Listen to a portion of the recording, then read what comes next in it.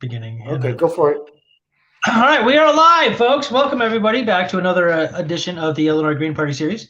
I am your host, David Rych, and we have a very special guest on tonight. I'm very, very excited about this conversation. Chuck Fall it's right now out of California, but a resident of Oregon, a member of the Green Party out there, and the founder of the movement to begin a libertarian caucus within the Green Party. Welcome to the show, sir. How are you? Hi, thank you for having me. Yeah, this is great. I'm very excited because we were talking before the show. Like, I was a member of the Libertarian Party, which I've said this on the show a million times, before I got into the Green Party. But I never lost my belief and fanaticism for individual liberty. But I could talk more about that later. But anyway, yeah. So why don't you tell us how you got involved in the Green Party itself in the first place, and we'll go into the Libertarian Caucus. So I got, I've always been from high school and in probably a deep ecologist, environmentalist type. In other words, I was always concerned about nature. And so I've always been that way and generally left in my political sensibility, oriented to justice. I'm kind of anarchist, really, in some ways, and who believes in good government. So I'm not, the anarchist, which is like nothing's, we need administration, we need government, we need agency. So in any case, I got involved in the Green Party back in the 90s, end of the 90s. The Oregon Green Party started out as a thing called the Pacific Party, and then it changed its name to the Pacific Green Party. I was there when Nader ran and tracked him, kind of disappeared for a while in the 2000s, and then kind of engaged in the Green Party the last couple years. And what drives me in my kind of politics as a green libertarian is a kind of level of indignation at state crimes, when the state overreaches, and the lack of accountability from our governing bodies. And I'm comfortable using language like deep state. I don't have a problem with that. So the Green Liberty Caucus, we can talk about that. But so basically, I've always been kind of a dissident voice, and so now Green Liberty Caucus is an attempt to institutionalize this dissident green libertarian sensibility. And so I'll just close with this. I feel in alignment on many fronts with the libertarians, and I know the whole marijuana movement, legalization of marijuana, is effectively a libertarian kind of driven thing. And but so is the right to choose, and abortion. Those are basically libertarian stances. And so, but the Green Liberty theme is kind of a brand that I'm putting out there as a way to to hold on to language that I think has been kind of like the left has given up on. We don't talk about liberty much. We talk about justice. We talk about, hate crimes and things that we need to fight against. But we have a very broad agenda in our platform, in our mission, our call for democracy, our call for justice, ecological wisdom, our nonviolence. So I am 100% dialed in on all the foundation stuff. But where I pick up is the issue of corruption. Greens actually have planks against corruption. Out here in Oregon, we actually have a passage that says dismantle the CIA. Full blown, awesome. front page constitutional piece. And we oppose militarism because we recognize what a big problem the military-industrial complex is for the state of humankind and the planet.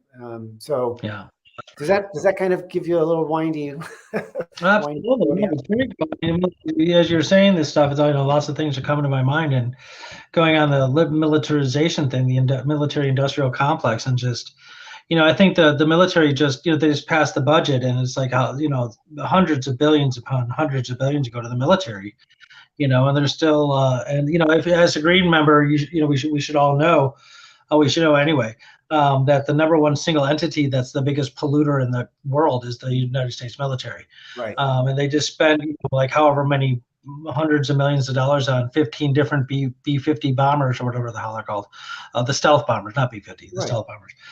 And, that's insanity. Like, I mean, we have enough nuclear weapons to destroy the world 20 times over, because I guess once isn't enough, and that kind of thing. And it's just a ridiculous overconsumption, massive overreach, and it's just completely unnecessary, and then they just keep passing. Every time we elect official into office, they just blindly pass this budget to fund the military. And then nowadays we have this trickle down problem from the military going to our police departments, our local police departments. And you have these some of these rural police departments that are like, Mayberry. I'm sure you understand that reference. And they have like quasi tanks and stuff like that. I'm like, for what? I had a deputy sheriff on my radio show once. I'm talking about like something like that they had, and he says like, well, it's better to have it than not in case when you're going to need it. I'm like, when are you ever going to need it? That's ridiculous. I mean, you have to be some sort of proportionality between, need and reality. I mean, there's no talk of like statistical relevance or distributions of events or anything like that. It's just like, oh, we might need it like in 100 years, so let's buy it now. But it's very disconcerting. So I'm very refreshed to hear that you're going about doing this. Sorry, I'm taking. Well, that's fair. I mean, I'll just respond that the Green Party has the Ukraine thing has been a huge source of consternation and debate within the Green Party itself over, how strong are we going to be against NATO versus how supportive are we going to be of Ukraine? And right. We don't have to. I don't want to suggest we spin off and start talking about the Ukraine war. We could, but anti-militarism is foundational. Our nonviolence cornerstone is what drives the Green Liberty Caucus. It's a kind of indignation. Well, let me just say it's indignation. So the Green Liberty Caucus is born of indignation at state overreach, state crimes. And there's this thing called state crimes. And the language of state crimes was invented by a scholar that Cynthia McKinney introduced me to in her 20th anniversary presentation to the Lawyers Committee on 9/11. And she's basically makes an appeal to the lawyers who are fighting for truth and justice around 9/11 to stand up and consider taking leadership and running for office, kind of like she did. And she was in office out of Georgia. But basically, I think she was attacked and taken out and made not able to run again because the powers that came down heavily on her. I don't know the details, but she was in the Congress from Georgia. State crimes is a term represented in the video. I got a link posted in the chat, greenlibertycaucus.org. There's an article featuring this. It's very interesting. I recommend it. In any case, so here's the kind of the I guess the principle that I kind of go through here, and that's American society took. I mean, people go back to different points in time in the past around where do they start? Do they go to the Federal Reserve? Do they go to, the start of the Civil War? I don't know. They go back to different places in time, the Espionage Act, where there's this terrible kind of this start down this road of a very powerful plutocracy that emerges and so on. I'm going to go to 1947. That's when the OSS was converted into the CIA. President Truman had some concerns about that. And long story short, Eisenhower warns the nation about the military-industrial complex 2 days before he passes the baton to President Kennedy. President Kennedy, and I get this analysis from James Douglas's book, JFK and the Unspeakable, Why His Death Matters. And it's a highly regarded text that basically concludes that the CIA was behind JFK's assassination. Now, so that's a state crime. And whether we could get lost in the forest for the trees and debate around lone gunmen, conspiracy, this kind of thing, the bottom line is the crime was covered up. And from that, we went into the Vietnam War. There were additional 1960s assassinations also covered up. The military-industrial complex, what we were warned about, became very powerful. And from that event, I argue a kind of history was stolen from us. The history of possibilities that were available, assuming JFK had 2 years in president, that assuming his brother would, that family, I'm not glorifying these guys as saints in any which way, but they were on a path that Martin Luther was on in this imagined arc of justice that was effectively blown up by these state crimes, these crimes against civic leaders, political leaders, that I think would have created a very different society than what we ended up getting with our highly militarized, war-driven, our forever war event that came out of 9/11, another state crime. And again, we don't need to get lost in the details, except acknowledge that the NIST report is a bald-faced lie about Building 7.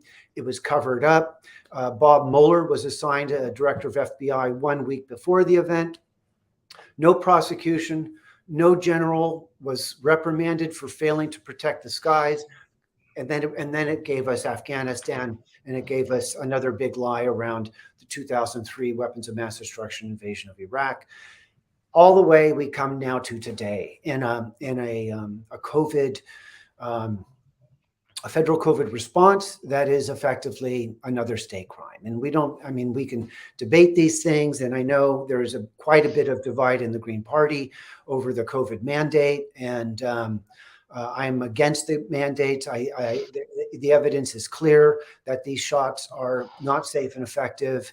And what's emerging is that the Department of Defense has been a driving agent for getting the vaccines developed.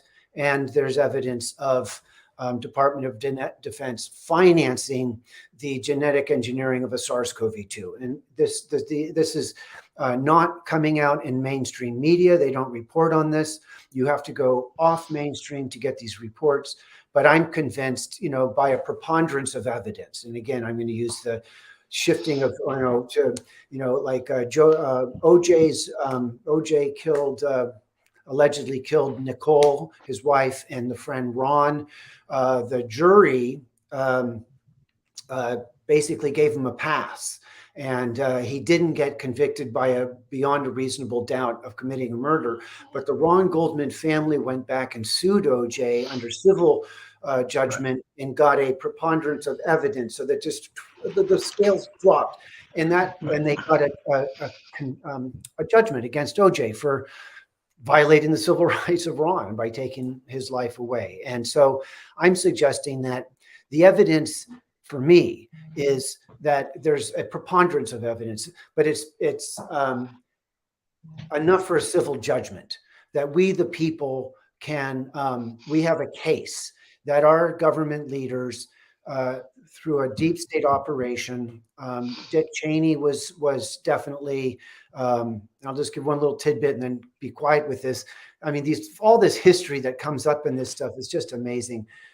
Dick Cheney and Don Rumsfeld worked under Reagan, and you remember the Iran-Contra, another kind of state where they're doing all this, taking from here to put there and get the money over there, basically a RICO racket thing. But Donald Rumsfeld and Dick Cheney were managing as deep state operators that crime, that event under the Reagan administration. Dick Cheney goes on to become vice president under Bush Jr. And then effectively there's the 9/11 event. And so this is, so this is a truth politics. This is fulfilling the anti-corruption planks, if you will, the the nonviolence positions of our Green Party. I'm arguing that we could grow the party if we made it clear that we are champions for accountability, transparency, protection of whistleblowers.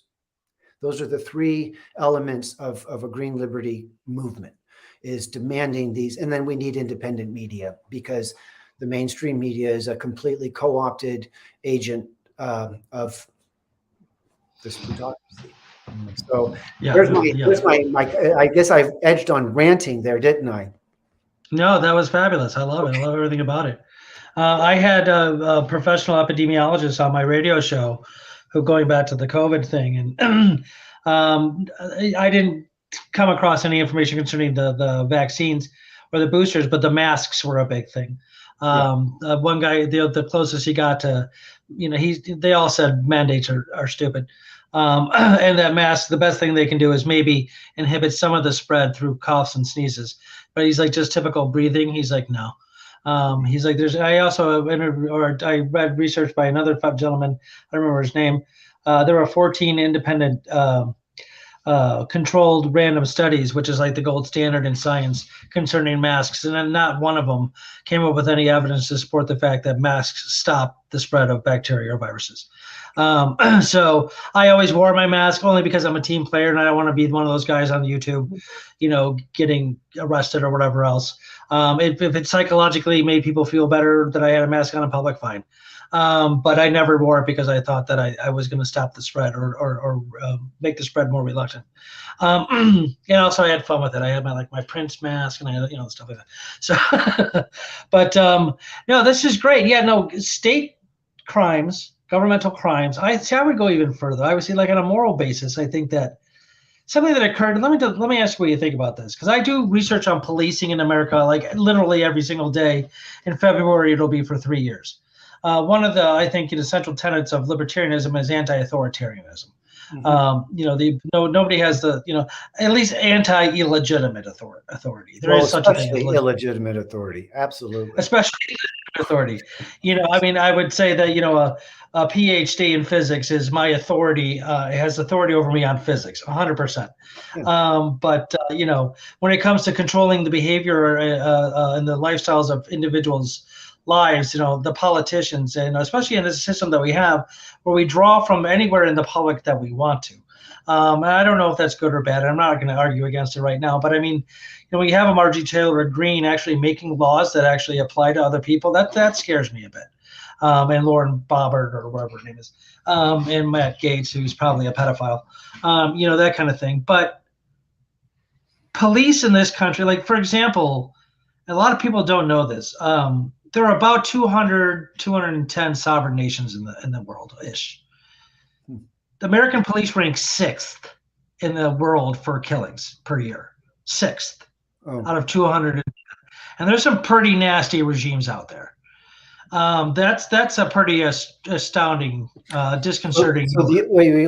We're saying that the United States is 6th in the world for the numbers of people cops shoot in the course of their job, their duty. Kill in the course of their job. Killing in the course of their. Not just shooting and maiming, or it doesn't include like beating, or thing like that. And but we're supposedly a civil society, right? For a free country, we got the most amount of incarcerated people per capita in the world. Well, that's right. That's not a testament of a free society. No, that's insane. That's insane. Right. Policing ranks number 1 for the highest amount of domestic abuse charges. Right. 40%. There have been independent studies, and they both several of them come up with about the same number, about 40%. 4 out of every 10 cops, past and present. Admittedly, the past is included in this, so that there might be some social cultural changes since then. I don't know, but 4 out of 10 have been charged in one way or another. I don't know about convicted, but charged with domestic abuse. And I can see that usually when you choose a profession, not merely a job to make some money for the time being, like being a waiter or something like that, but like a profession, it's because you're attracted to it. And what are cops? Cops are authoritative. They're commanding. They're power. They have power over people. They can, take you out of your life. They're taught violence, to be violent, which is, by the way, the definition of a thug. They're just the government's thugs. The government says, "Oh, we don't like these people. Go get them." And I obviously don't really like cops very much. But let me just jump in right there. I know you got a point to make, but I'll just make the observation that here I am abstractly, I'm going to say, complaining about state crimes against our, JFK, 9/11, and so on and so forth. But for African American people, they are experiencing state crimes as a matter of almost course, driving while black. And so the agents of the state are these police officers who are, in effect, abusing their power and hurting and, killing people because of their built-in fears, their built-in, preconceived that, threat assessment, this kind of weird, wacky, quick, reactive stuff they do that has basically engenders what I think you're getting at. But I just want to just put into perspective. Now, Green Liberty Caucus, I mean, built into the Green Party planks are the abuse by cops, I think, is addressed. I don't quite have the passage in front of me, but it is in effect a state crime. These are so the African American people, Chicana, the Latino community, the people who are mostly picked on in this way are experiencing state crimes individually as a matter of kind of course of life. I mean, and that's, I just want to just kind of acknowledge that. And so, but we need to talk about these things. This needs to be discussed, and it needs to be discussed and understood.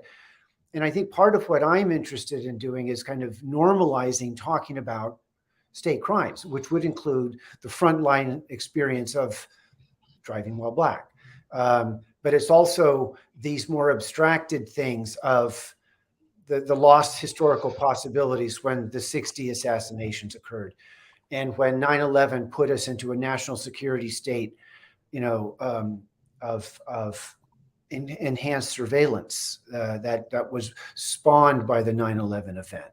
There's a whole new category of state agency where they can intervene and kind of start sucking up all that information and putting it into their server farms, and just start running their metadata analysis to determine who's doing what, thinking what, saying what, and all that kind of stuff. So, but I mean, that's just my quick, take. I just wanted to but let me also say that we in the Green Party ought to be speaking to this, that I think there's a shyness. I think people don't want to, certainly on the conspiracy theory stuff. See, this is now the African American who gets shot by, a cop or for running away or what, or just crazily because the cop's terrified. There's no conspiracy there. There's just, there could be a conspiracy to cover up, but the act of that event, I guess I'm distinguishing it from these, I'm picking on the 60s, the kind of the spawning of the military industrial complex, the national security state, the impunity of the elite impunity to do these things and not be held to account. That I think that has really crippled our democracy.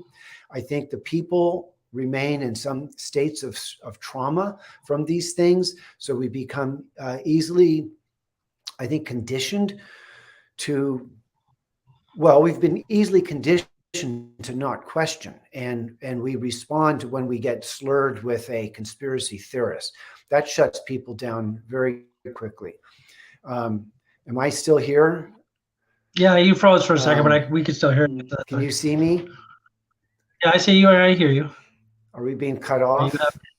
You have this weird thing that comes up occasionally on the show. It's some weird. We need to call a StreamYard and see what happens. Can you hear me? All right, now we lost you. just a moment, folks. I mean, if you want to go ahead and tab on one of these puppies in the bone, help yourself, but or not. It's sort of weird. It comes out. I don't know what it is. It's weird.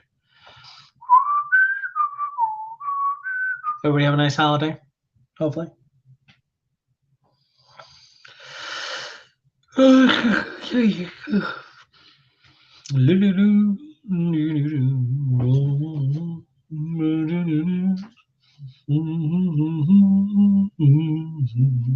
my Frank Sinatra impersonation.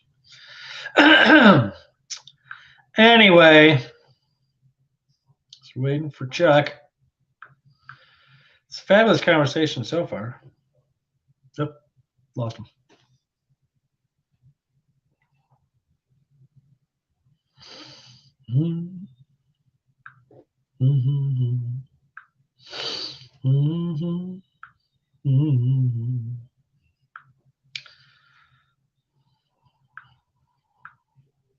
Oh, there he is. Integrity of elections. All right, we got you back. That was weird. It happens. Can you hear me? Yeah, it happens. Okay, so Yeah, well, I'll just make the observation again that the theory that I'm working on is that we, the Green Party, have solid grounds to make a petition of grievance. This is the fifth freedom in our First Amendment, on our first Bill of Rights. Okay, there's 5 freedoms in there. The fifth one is petitioning a redress of grievance, and the grievance is that these state crimes have not been accounted for, and our democracy has been profoundly damaged, and we have to build our movement by appealing to accountability, transparency, and protection of whistleblowers, and and I'll just make a closing remark and give it back to you that the Commerce Department that oversaw the 9/11 kind of investigation does not extend the Whistleblower Protection Act to its employees. They are not afforded that protection. So, and you would ask, well, why is that? Well, there's a reason, and it's part of the cover-up. It's part of the concealing. It's part of controlling information. So, this might sound crazy to some people, but what's crazy, really, if you think about it, is how effectively the counter narrative has been effectively shut down. It's a taboo topic. We don't talk about this, but as a result of not talking about it, we are in effect reinforcing the trauma. I think there's been a collective trauma to our whole country. So a Green Liberty Caucus is a way for we, the people in the Green Party, to organize and bring into the party this conversation about getting accountability, demanding justice, calling out big lies or any lie from the government, and the COVID claim that they're safe and effective. That's not a true statement, and yet it remains repeated in the mainstream media. Whenever, even today, you read about the best thing you can do to protect yourself from COVID is to go get the booster. But there's all these safety signals about this, and those safety signals are not being acknowledged. They're not being investigated. They're not being explored. And this falls into the FDA, CDC, NIH, and this is all Department of Health and Human Services, is the lead agency in the case of COVID that has been the kind of the leading malfeasant, if you will. So this is where I'm at, in my life as a Green, as a dissident, as an activist, is that I think this needs to be part of our strategy to build our movement and point out that the current crop of leaders don't really, this whole idea that in liberty you can withdraw your consent to be governed. And in effect, I don't want to be governed by the people that are occupying Congress right now, because they're all bought and sold. They've all been to a great extent. Maybe there are some virtuous people in there, and but by and large, you are people. Everybody repeats the 9/11 false narrative. They, Congress said all the records on JFK should be released by 1995. This was a law passed after the Church Committee. And no, they still are withholding it. And this is all in the name of national security. Because if they gave all the information about JFK, reportedly, there might be enough dots to connect for clever people to go, well, that's the smoking gun. That shows, how the CIA basically used Oswald to create their patsy to be the false narrative of a lone gunman. And when the evidence is so clear that there was that this was I accept that it was a coup. And as I get more information, but the bottom line is it was covered up, and that cover up is the crime. And that's enough for us to say, there needs to be accountability. There needs a reparation. I think, I don't know how. I mean, we need to be talking about this. A reparation to the country from the plutocracy, from the military-industrial complex. Trillions upon trillions of dollars have been pulled off of the public wealth and turned into the military war machine that is so powerful today. So yeah, that would be great if we could get reparations from the military about that. A lot of years, about decades of just deception and overspending, and of our money, by the way. Right. Maybe just like from the admirals and generals down to like an E5 in every branch of military, they got to come and like cut our lawn for a decade. It's called clawback. Clawback. Clawing back wealth that was stolen. Yes, exactly. That would be fabulous. Okay, I'd be interested to see if that's going to happen. I wanted to talk about. Go ahead, sorry. Go ahead. No, I go ahead. It's not going to happen, but it's something. But it's still worth something to ask for and to make a complaint about. And it's interesting too. One of the things I noticed in doing my research on policing too, just as an example, is like the notions of like liberty and freedom, these like kind of higher civil virtues and values, are oftentimes dismissed as silly. Like you'll hear like a First Amendment auditor bringing, wait, this is my First Amendment right. And the cop's like, even though cops are like taking oath to protect the Constitution, whatever. Like they just think that like, to bring up any sort of like abstract is like just a stupid waste of time. Well, that's just dumb. I'm a cop. You must do everything I say. But that aside, I want to talk about Building 7 just a little bit, because that got in my craw really early on. And it's just the apex of silliness to think that thing fell down because a couple of little embers from the other buildings hit it and it collapsed so precisely. It's physically impossible that happened because of that. Right. All three buildings collapsed in ways that are very demonstrably detonated from within. I don't think that I don't know of any time a jet plane has hit a skyscraper, but there's been all sorts of skyscrapers taken down, and the comparison between any of those and 9/11 shows that it's not really physically possible that if the plane hit it like that it would have collapsed like that. It might have, first the top half might have snapped, something like that. But for it just to go so precisely, it really stretches the rationality, the rational part of your imagination. And I don't consider myself to be a conspiracy theorist. I had a show where I interviewed people about UFOs and stuff like that, and I'm open to anything. Truth, if it's true, it's true. If it's not, it's not. Truth doesn't have any boundaries. Perception and perception does. But I mean, can you speak any more to that? Because I think that's fascinating that you're kind of taking this up. Yes. Okay. So you and I were watching TV that day, and we saw those buildings come down. And I think I'm going to guess that you like like I did, said, that airplane didn't do that. That looks like the imploded buildings I've seen before when they do an internal demolition and they drop a building. So Building 7 is the smoking gun of It really a is. false narrative. And there's the Lawyers Committee for 9/11, the Architects and Engineers for 9/11 are some, and there's many others that are kind of in the 9/11 truth movement.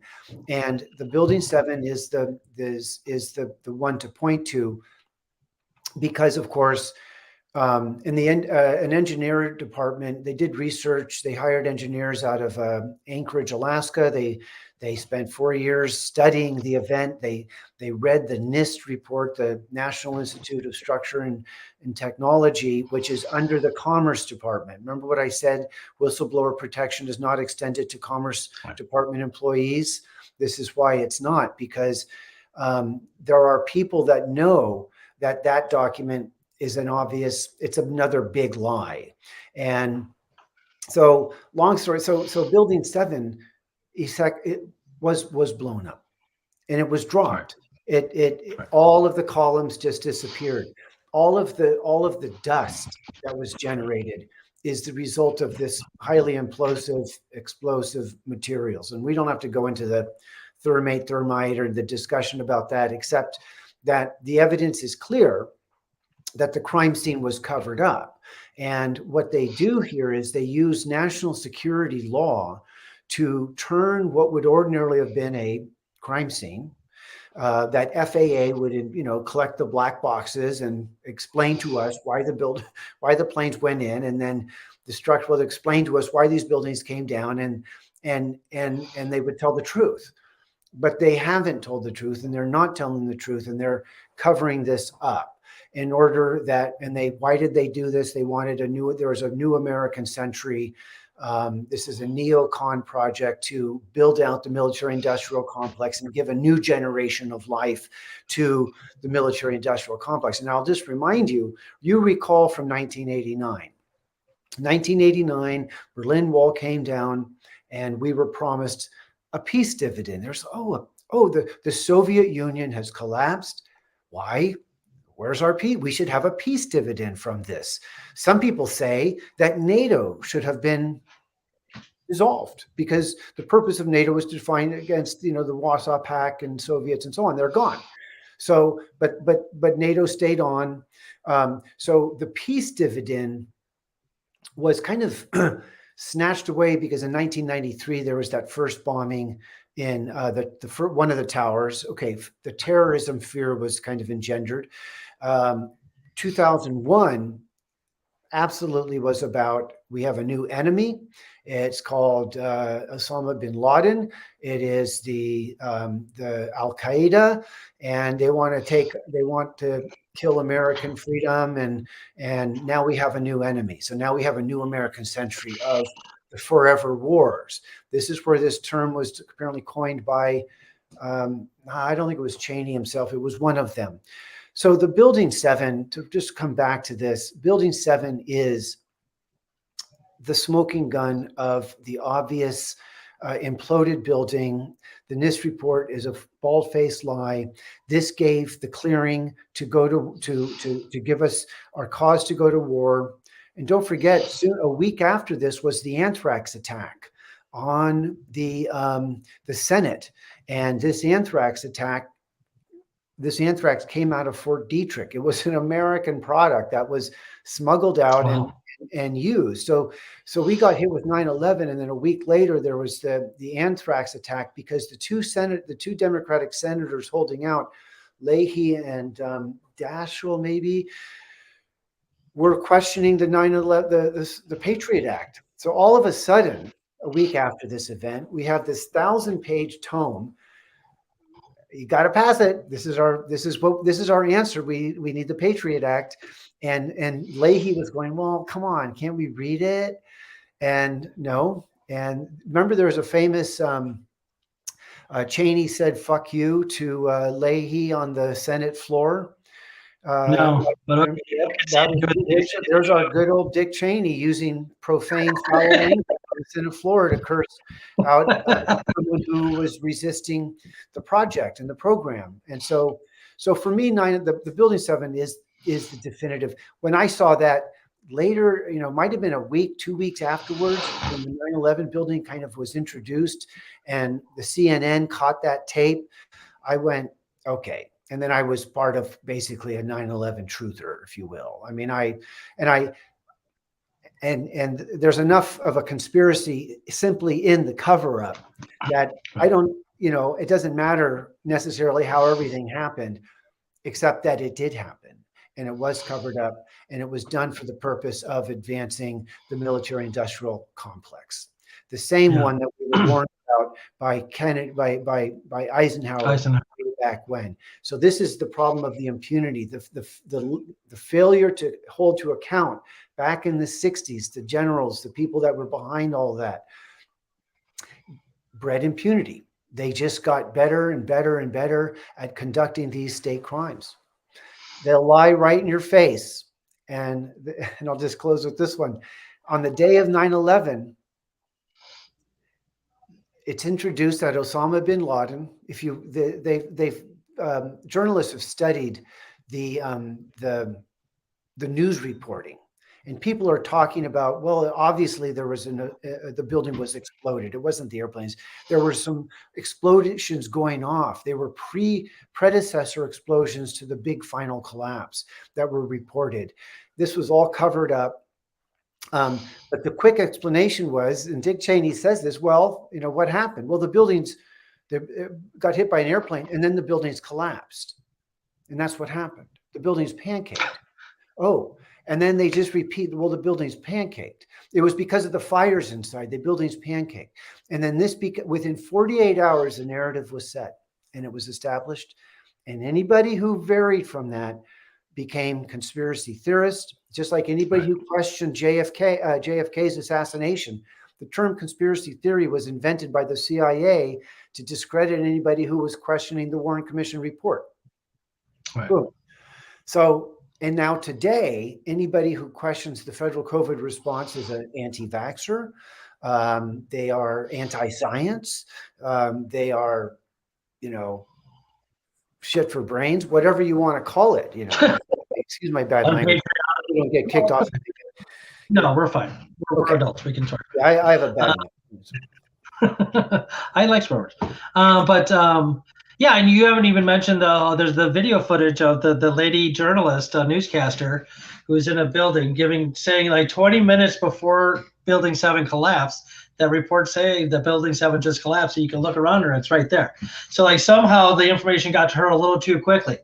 It wasn't timed very well. There's smoke. There's all of these. This is so basically, just to be fair to the conspiracy theorists, and I consider myself a conspiracy theorist, but okay. I'm which is to say, I don't believe anything. I'm not a believer in stuff. I examine evidence and I accept evidence and I draw conclusions. I discern fact from fiction to the extent I possibly can. And so when you have someone saying, yeah, Building 7's collapsed 20 minutes before it collapses because her bosses in London got the memo and leaked it to their agent in New York. And this show, and people say, well, if this was a real conspiracy, someone would have said something, it would have been leaked out.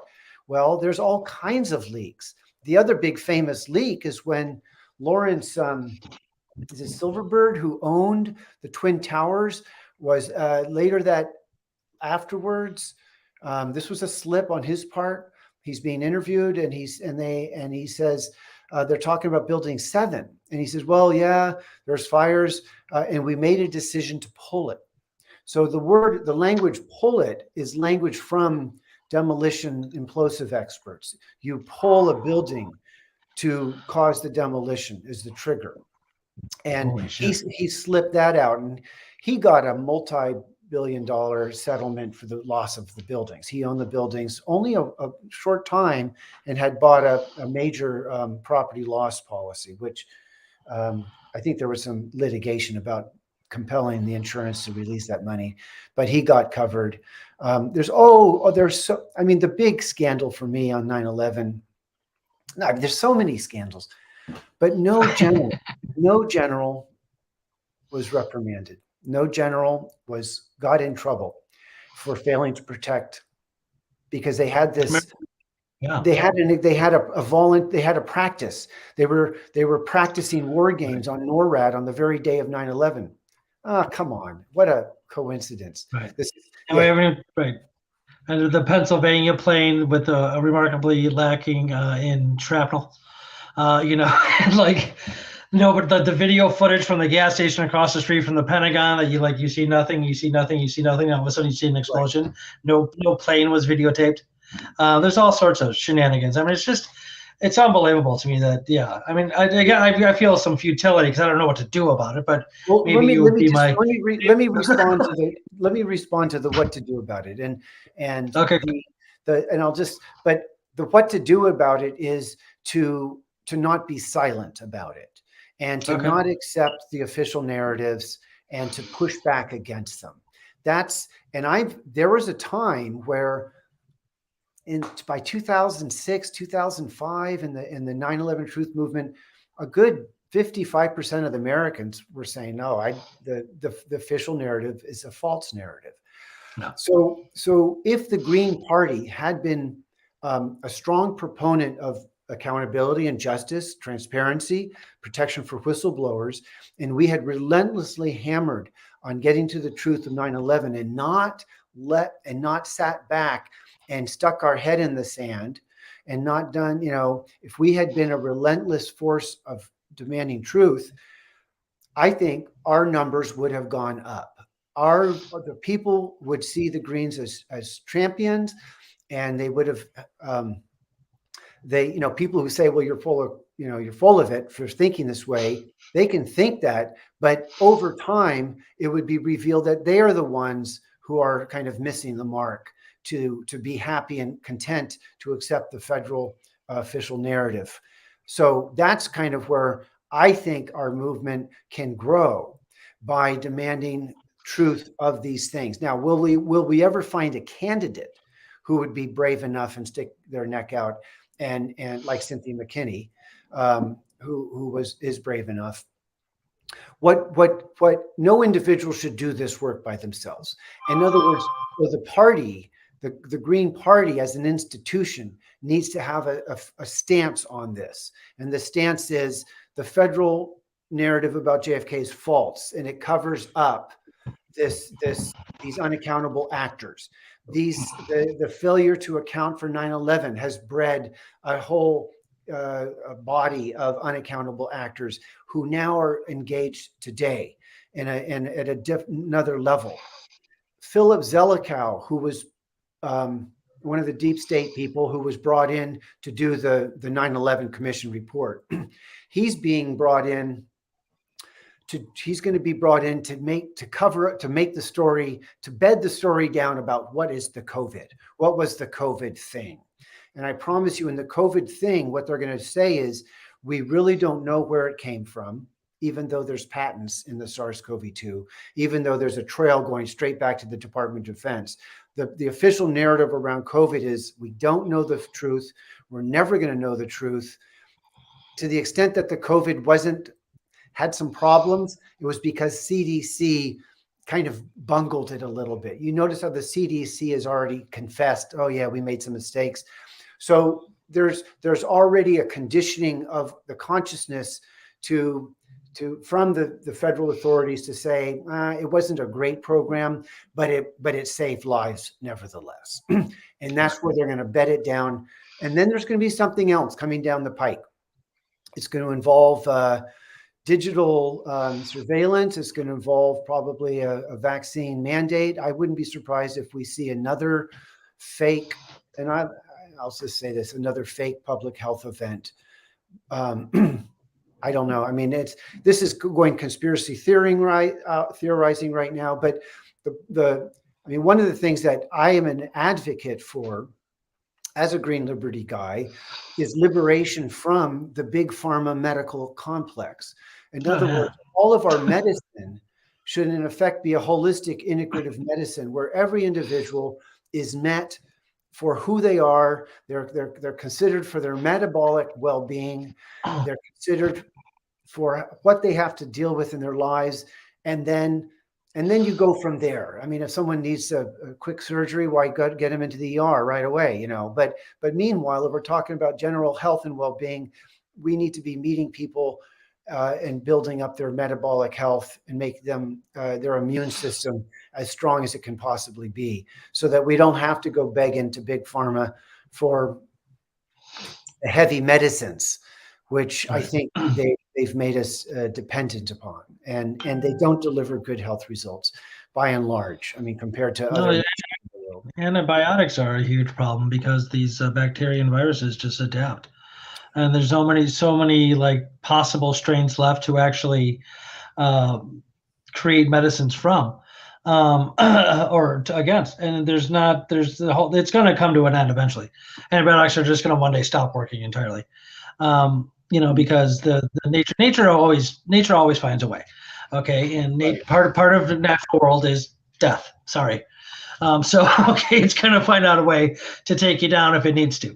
There's a lot of futility in that. It's expensive. It's unnecessary. It's superfluous. I mean, I had a PhD in biomedical chemistry who worked for a big pharma company. I remember the name on. She was a libertarian. I don't remember her name, Mary something. I can't remember. But she had the inside scoop. And we can go out. We're almost over with the show, so I don't want to get too far into it. But it's another example of corruption. Absolutely. It's a corrupted kind of. Absolutely, it is. And they scare you into thinking these things. And and I do research for this show and I do horticulture. I do organic and gardening and permaculture, that kind of thing. So beautiful. I look a lot at like the medicinal values of plants and roots and mushrooms and stuff like that. And it turns out there's a lot out there that you can just buy over the counter. What was his name? Oh, the famous chemist, the guy who. Not Linus Pauling. Linus Pauling, thank you. Okay.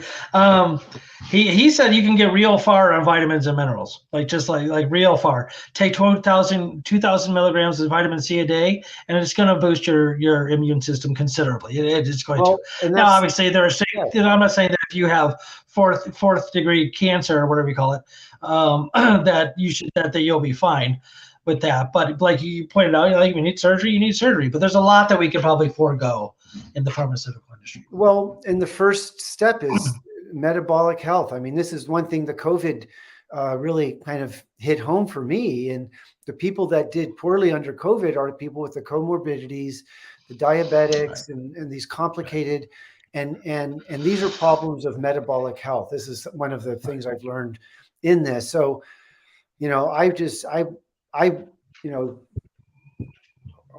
we as a people need to talk and understand the high level of importance of our metabolic health. And so going into COVID, Dr. Fauci was interviewed. He says, well, I take high dose vitamin D. And he says, for myself. But there was never a provision in the CDC game plan that people should be beefing up on vitamin D. And the zinc, and there are these cocktails that could have been applied to protect against the COVID virus. Now, some people say there's no virus. I accept that the COVID is a virus, that it's real, and that you can interrupt it.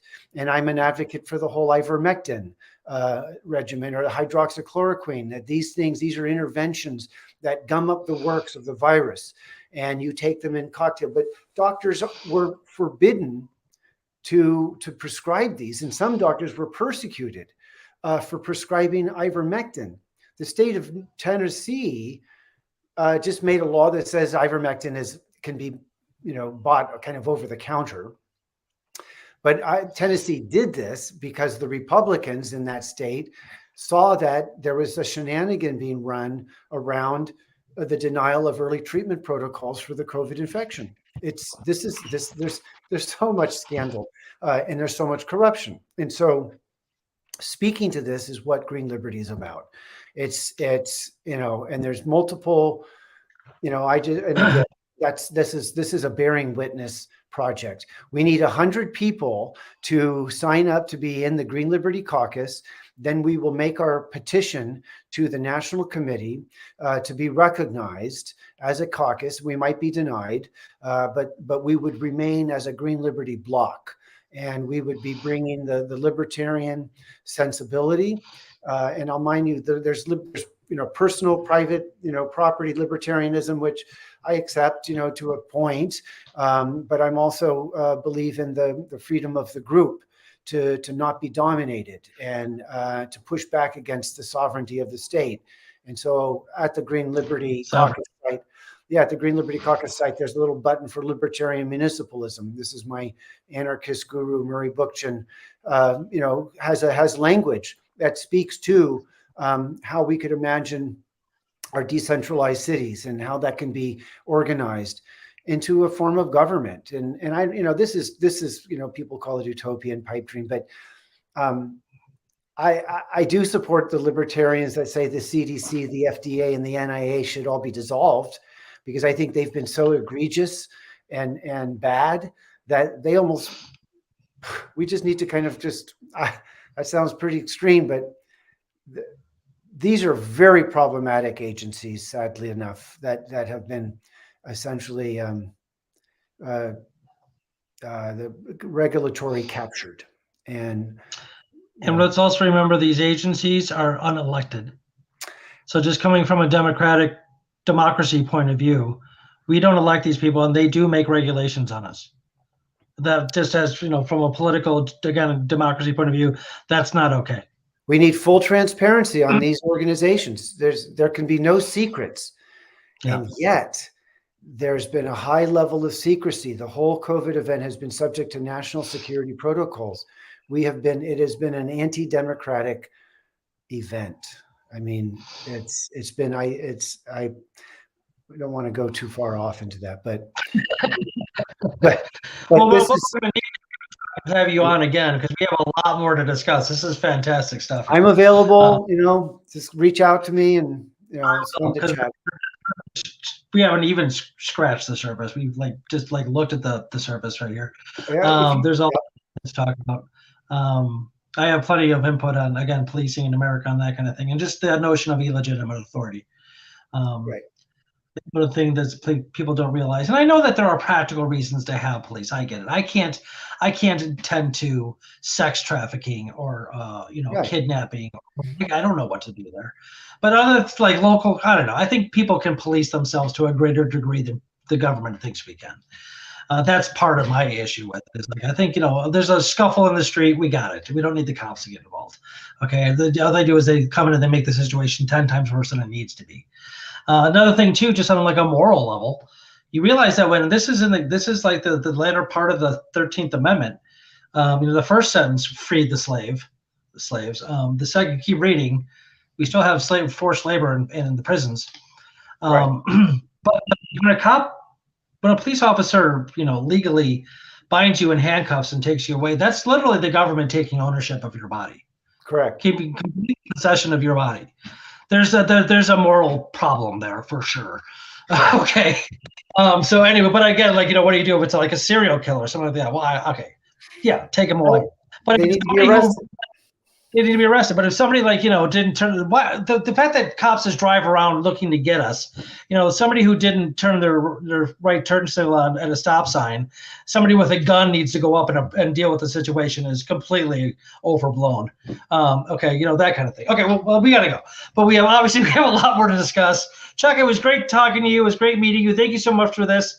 I'm going to get on your website. I'm going to sign that petition. I'm going to get everybody I know in the Green Party to encourage them to sign it as well. I don't see why they wouldn't. Sounds like a fabulous idea. And it's consistent with our principles. There's no doubt, right? Yes, absolutely. Yes. Absolutely. I appreciate you having me on, and it's great to talk. And I'm happy that I can share about Green Liberty Caucus. Absolutely. Very cool. Very cool. Thank you so much. All right, everybody. Thank you for tuning into the Illinois Green Party series. I'm your host, David Rych. Till next time, be good, be green. Bye.